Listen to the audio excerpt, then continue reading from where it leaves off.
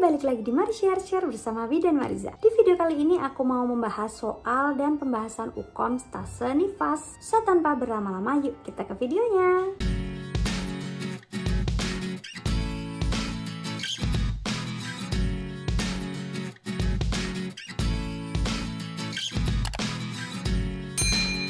Soal pertama, KIE apakah yang tepat diberikan oleh bidan pada kasus tersebut? Kata kuncinya itu nifas 8 jam, kemudian menyusui, terus ada jahitan juga. Kata kunci selanjutnya, belum mengetahui tentang gizi bagi ibu pasca persalinan. Oke, kita recalling lagi ya untuk KIE masa nifas ya mengonsumsi tambahan 300 kalori per hari, kurang ya, harusnya 500 per hari. Diet seimbang, cukup protein, mineral dan vitamin. Oke, kita note dulu. Minum minimal 2 liter per hari. Ini kurang ya, karena di sini ibu menyusui. Suplemen besi selama 3 bulan pasca salin. Ini juga kurang ya. Harusnya suplemen besi itu 3 bulan pasca salin. Kemudian suplemen vitamin A sebanyak 1 kali selama pasca salin. Vitamin A diberikan 2 kali ya. Jadi jawabannya yang B. KIE gizi untuk ibu nifas itu untuk apa? Ya untuk recovery-nya ibunya ya.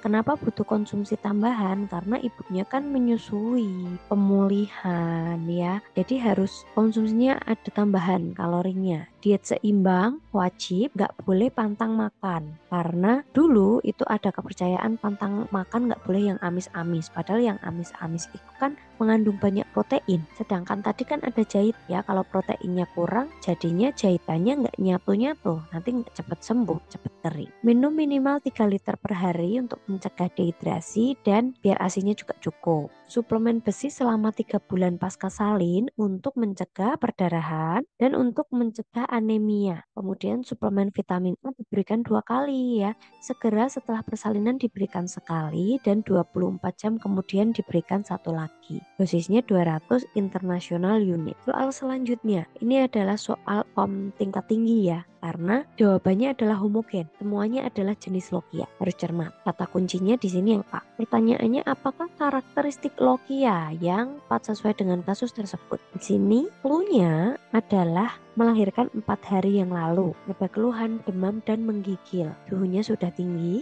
tampak keluar lokia berwarna merah sedikit dan berbau busuk. Hati-hati teman-teman, biasanya terkecoh di sini. Biasanya oh ini ibu melahirkan 4 hari yang lalu, langsung nih lokia sanguinolenta dipilih. Padahal di sini ada karakteristiknya, tampak keluar lokia berwarna merah sedikit dan berbau busuk. 4 hari harusnya sudah tidak berwarna merah. Jadi jawabannya adalah yang E, lokia purulenta. Nah, ini jenis-jenis lokia ya. Kalau lokia purulenta itu adalah lokia yang berbau busuk ya. Jadi sudah ada infeksi di situ. Lokia rubra timbul pada hari pertama hingga kedua ya, berwarnanya merah segar. Isinya ya sisa-sisa selaput tuban, sel desi2, vernicaseosa, lanucle, dan meconium. Lokia sanguinolenta itu timbul di hari ketiga sampai 7 ya, lendir bercampur darah seperti itu. Kemudian serosa itu setelah hari ke-7 ya, cairannya itu berwarna kekuningan. Kalau yang alba itu timbul setelah 2 minggu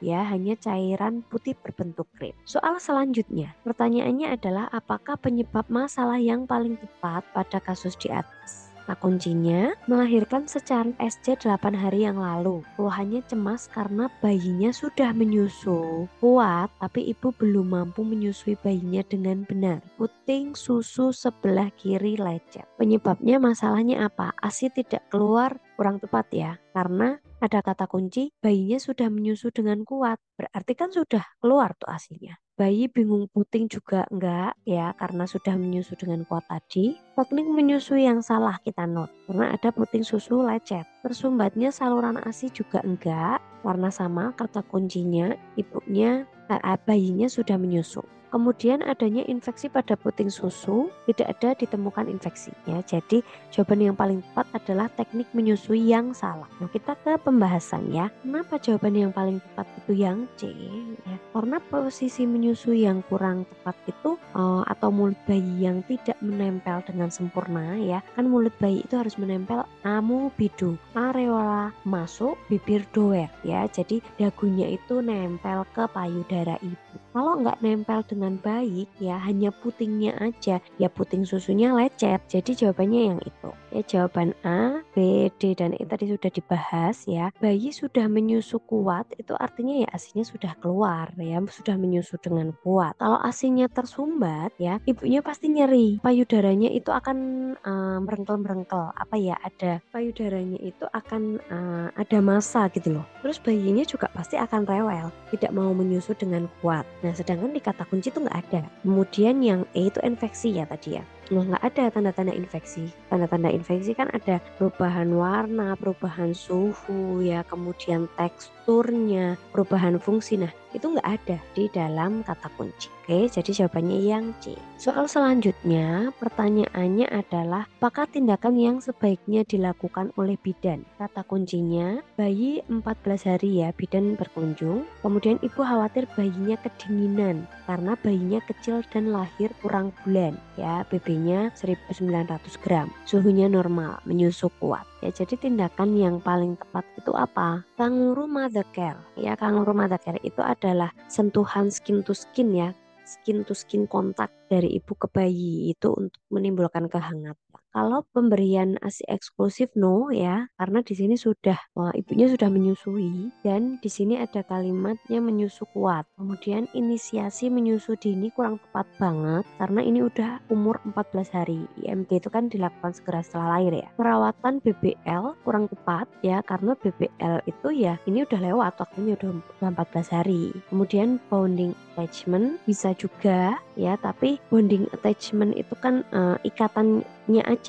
Bonding attachmentnya itu kan ada macam-macam nih. Nah, jadi jawaban yang paling tepat adalah yang A, kangaroo mother care. Nah, KMC itu adalah skin to skin kontak ya antara ibu dan bayi secara dini terus menerus ya, dikombinasikan dengan pemberian ASI eksklusif ya, menyusui bagi bayi dengan BBLR dan bayi kurang bulan. Tujuannya apa ya? Biar tetap hangat ya, dapat dimulai segera setelah lahir sampai bayinya stabil dan dapat dilakukan di rumah setelah bayi pulang dari rumah sakit. MC ini juga bisa dilakukan oleh ayah ya, tapi kalau sama ayah kan bisa pemberian ASI ya. Jadi misal kalau pas KMC dan gantian, ibunya mau pumping dan lain sebagainya kan bisa gantian tuh ya, KMC-nya bisa dengan sang ayah. Sekian video dari aku, semoga membantu. Jangan lupa untuk like, comment, dan subscribe. Share ke seluruh sosial media yang kalian punya. See you next time on my next video. Dah!